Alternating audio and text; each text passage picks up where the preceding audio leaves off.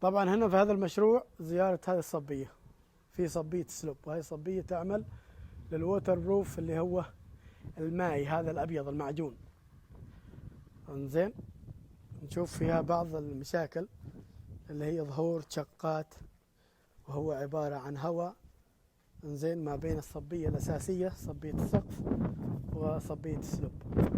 بالتالي ظهرت هذه الشقات موجودة، وهذه الشقات اللي تكون موجودة ما عالجتها أو ما رتبت أمورها، بعد ذلك الماء يدخل داخل ويكون الماء ما بين الطبقتين، ويعمل لك طل أو ندى أو رطوبة في السقف توضح معك من تحت، أو توضح من جوانب الجدران اخضرار، تشوف من بعيد أنه البيت مخضر، وهذا سبب الماء المتراكم اللي هو الشمس ما قادرة توصل له على أساس أنه يتبخر انزين داخل، انزين داخل ما بين هذه الطبقتين.